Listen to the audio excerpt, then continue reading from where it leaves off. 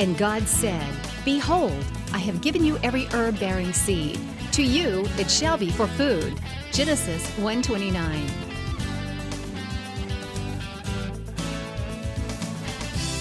Man did eat angels' food. He sent them meat to the full. Psalm 78:25. Everyday Manna with Lisa. Hi, and welcome to Everyday Manna. Today, we're going to continue our discussion on questions and answers. I get all kinds of email and all kinds of questions from you, the viewer, and from my friends and people that stop me in the store. So we're just going to do some programs that are just questions that you have.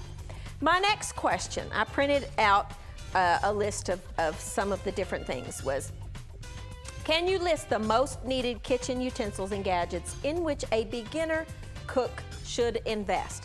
Absolutely. Now, I love to cook and have cooked for many years, so I have lots of different things, but there are some things that are just basic equipment. First of all, let's talk about knives, because really, if you're a beginner cook, that's where you need to start, because knives are essential in a kitchen. Really, in my opinion, there are 3 different knives you need. One is a paring knife, like this, which is a small blade, anywhere from like 4 to 6 inches. Just try different ones to see what feels good in your hand. This is just the straight blade. This one is about a 4-inch blade, which is about right from my hand.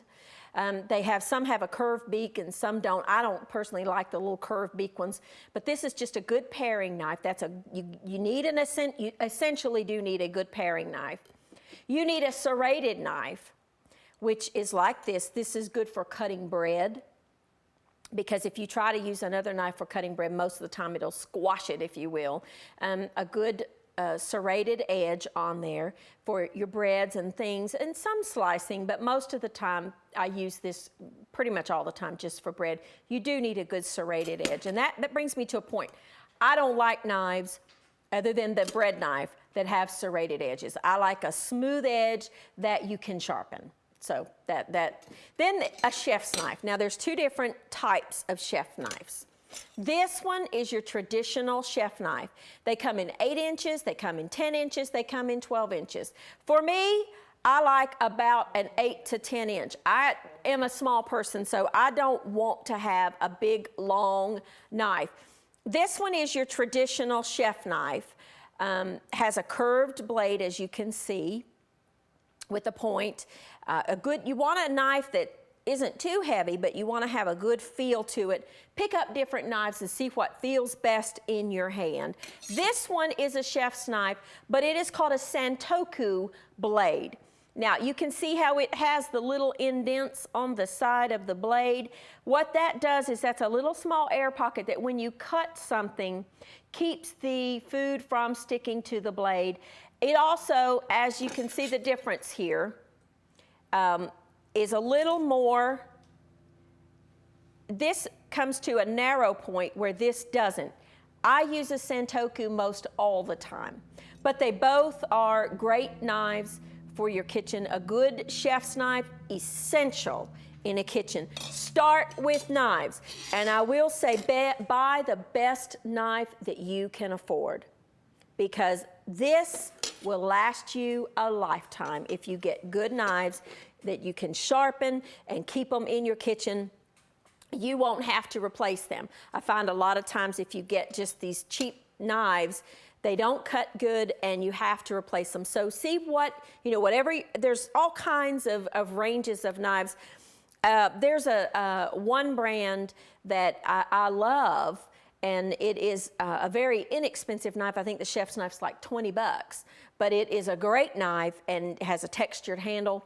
Lasts me a lifetime. So just look around, see what feels good in your hand and what you can afford, and buy the best knives that you possibly can afford, because they will last you a lifetime and make a difference in your cooking.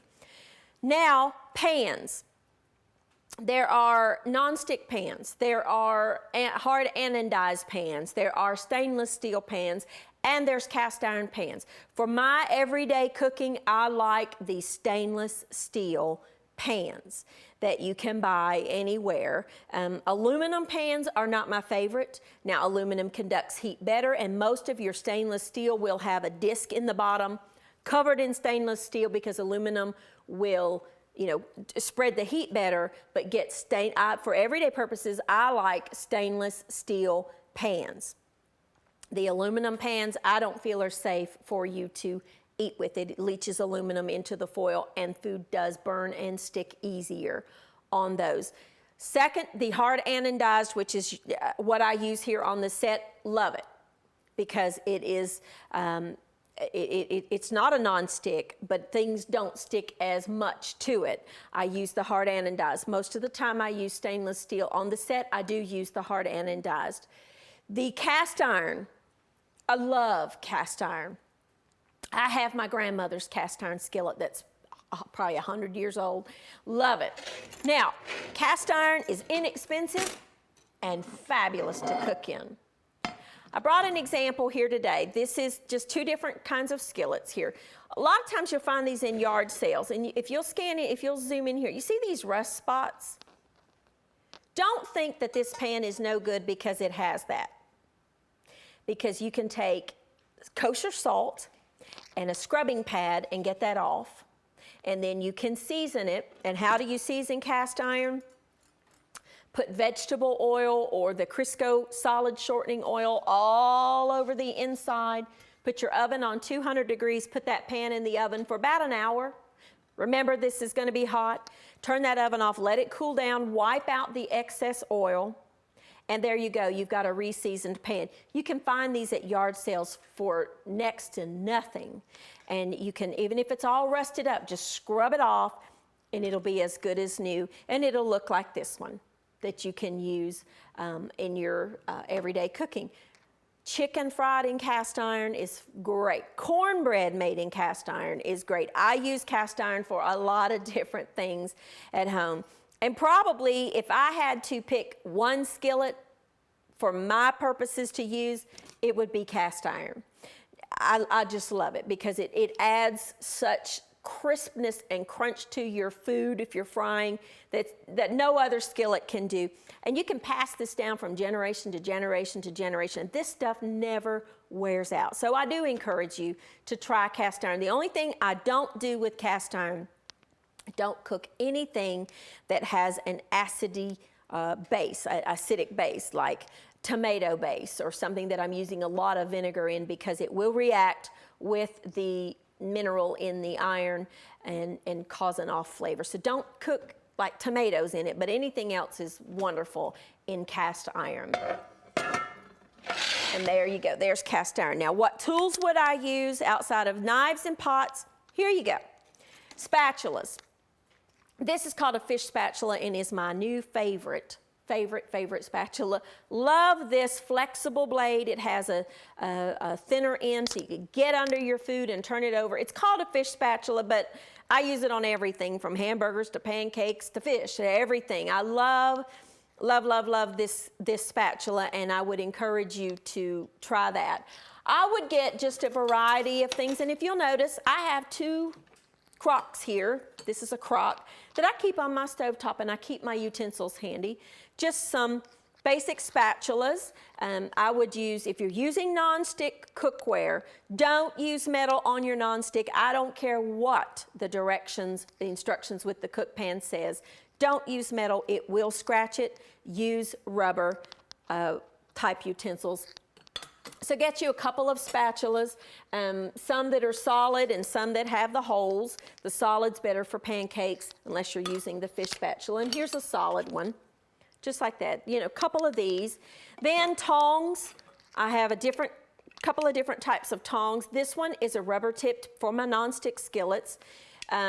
You can get them either way. Either, they have the rubber tip or the knot. Make sure it has a locking mechanism on it like that, because if you don't have that, this is what you're gonna have. But if you lock it, it stays, together. And I keep my tongs on the outside of my crock.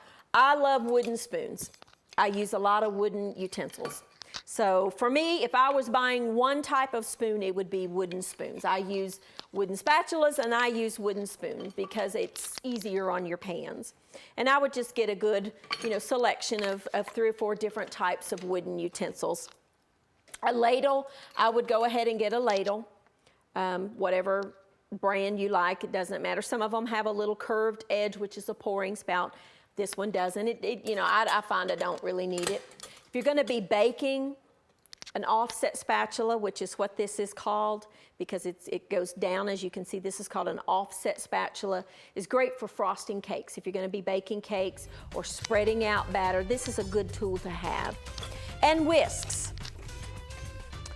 I like a little tiny whisk like this for small amounts of salad dressings and things.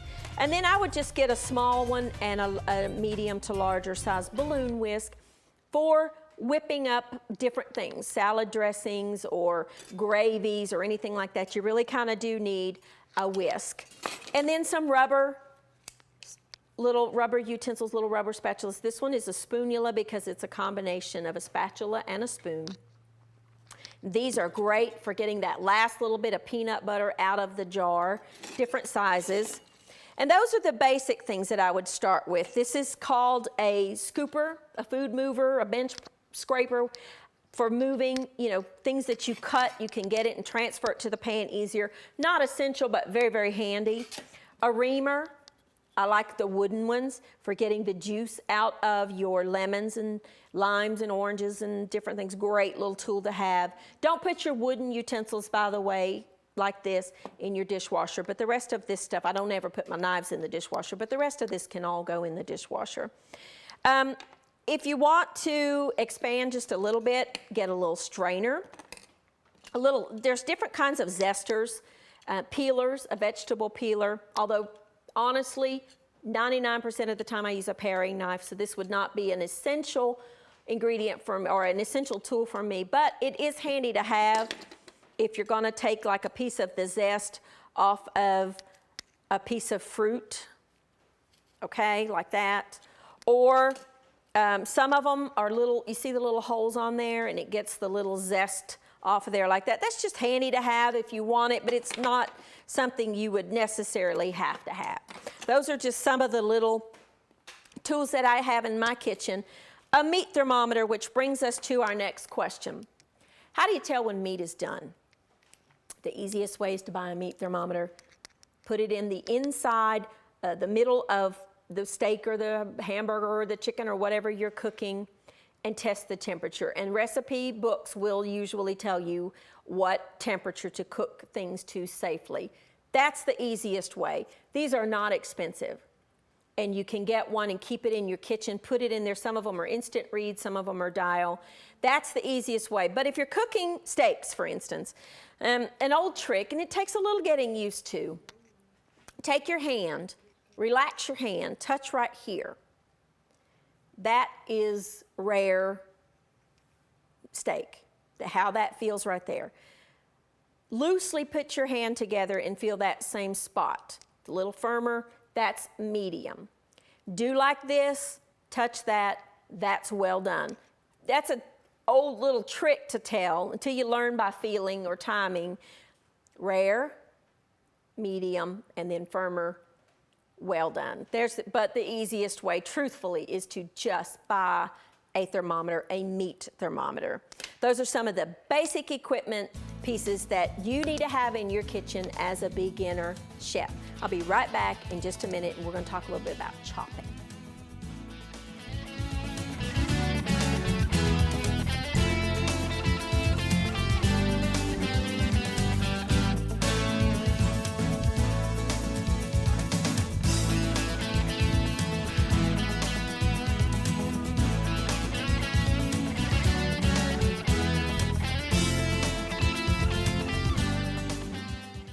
Hi, and welcome back. Now, let's talk a little bit about chopping and cutting and that kind of thing.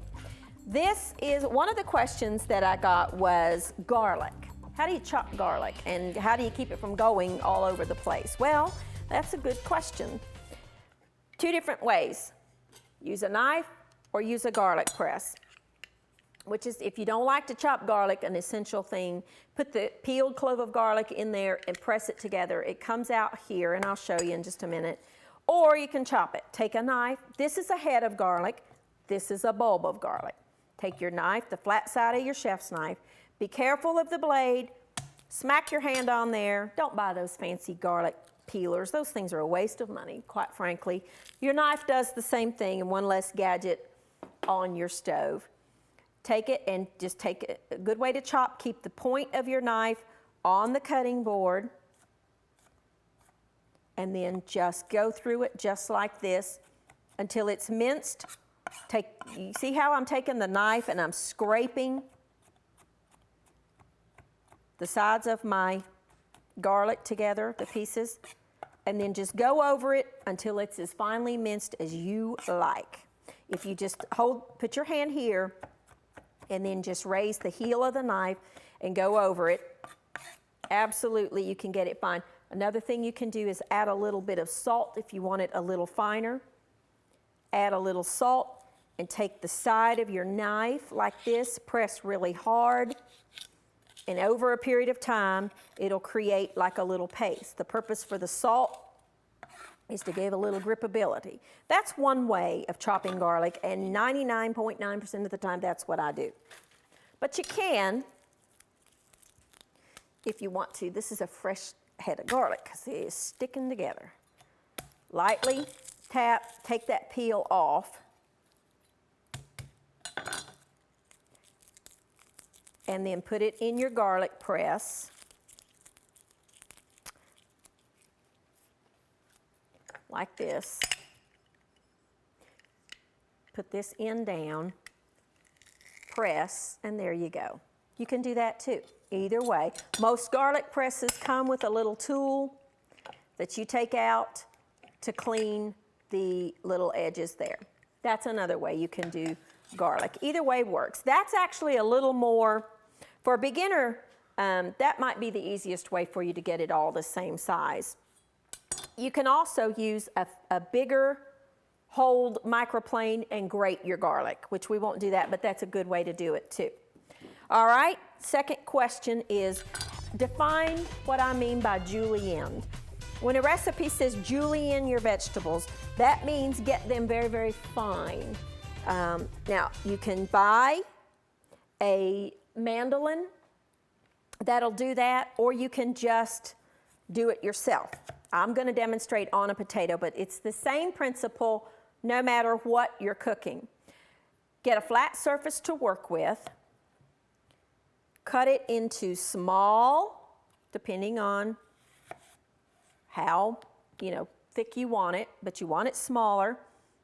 Little planks like this, stack them on top of each other, and then hold it and take your knife and cut little small pieces, just like that.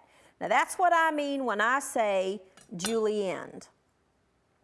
And you can do the same thing with the carrot. Cut it in half, get a flat side to work with, and then just cut into very small pieces. There are utensils you can buy, like a peeler, a vegetable peeler that have a julienne blade. But you can get them as small or as wide as you want. But that's what I mean when I say julienne. It's just a small, small piece of a vegetable.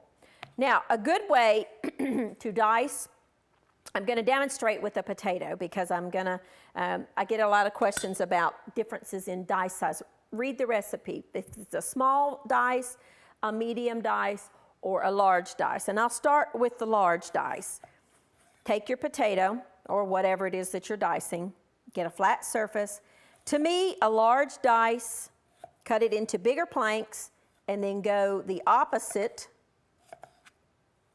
to where you're dealing with, you want similar sizes. I would say that's about a 1/2 inch cube. To me, that's what I mean when I say a large dice. To have a medium dice, just simply make smaller pieces. You see how these are smaller?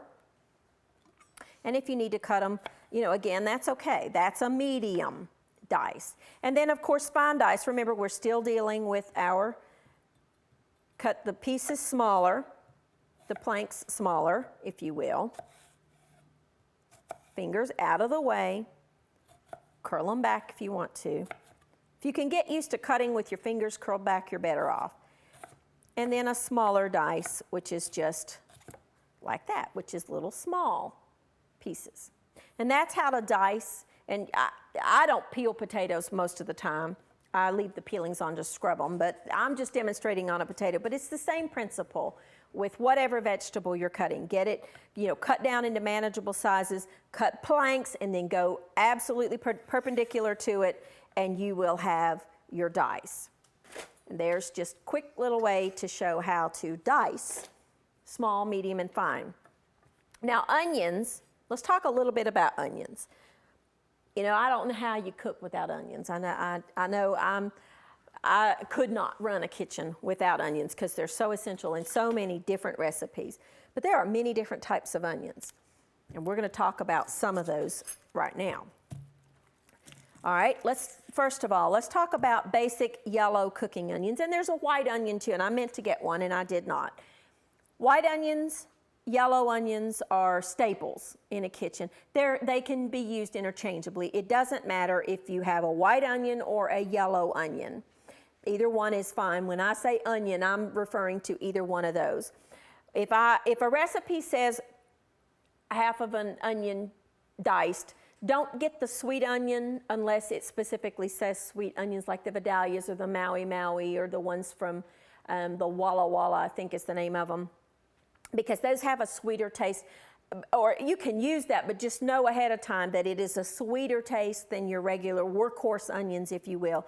This, to me, is a medium to small size onion, and you're going to get about half of a cup, maybe a little bit less for a medium. And I'll hold it in my hand so you can kind of gauge the size, because I do have people that wonder how much is one onion going to yield. This is about half a cup. This is a good medium size onion, and that's going to give you a good half a cup, maybe even a little bit over if you were to dice that up.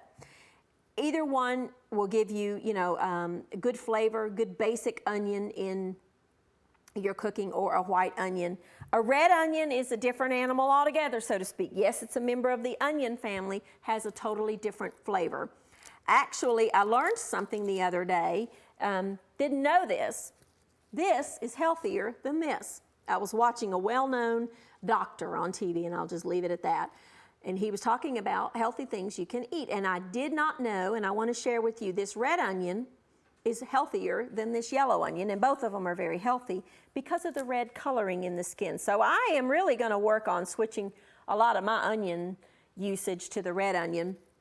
A lot of people mince this up very fine and put it in their salads. It's a milder taste than the white onion or the yellow onion.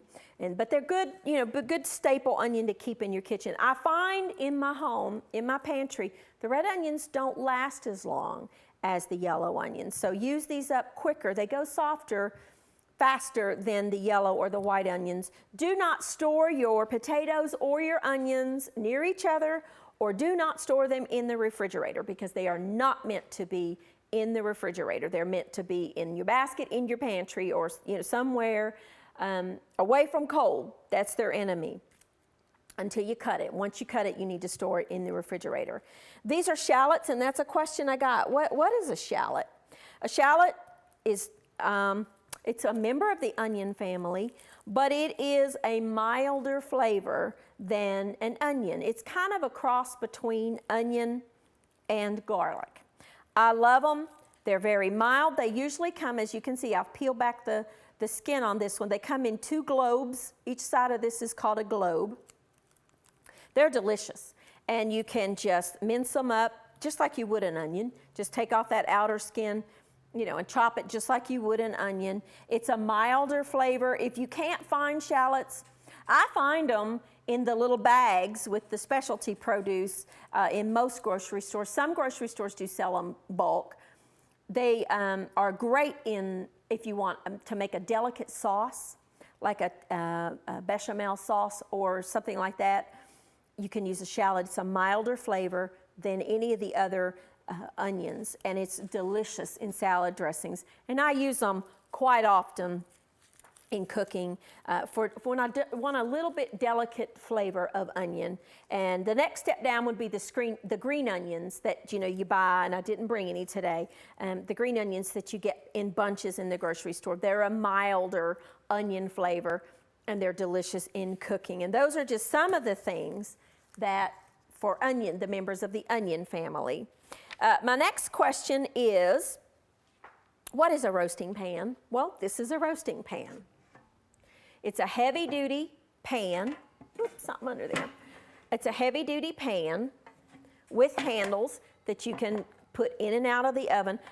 Be very careful if you're just buying one, be careful, because I learned this the hard way. I bought a roasting pan one time, and this handle was movable and it collapsed down. Well, that's fine when you're first putting it in there, but when it's hot, you got to take it out of the oven and you got to fumble for that handle.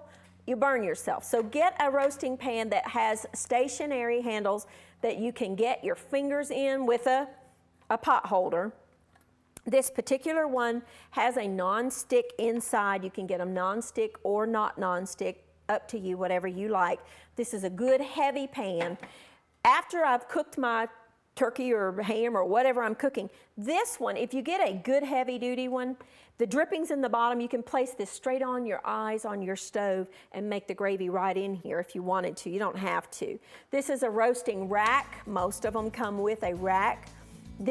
See the little feet here? Keep the food up off the drippings so the bottom of it can get roasted and delicious. I would spray this with non-stick cooking spray before I cook with it because it makes it a little easier to clean.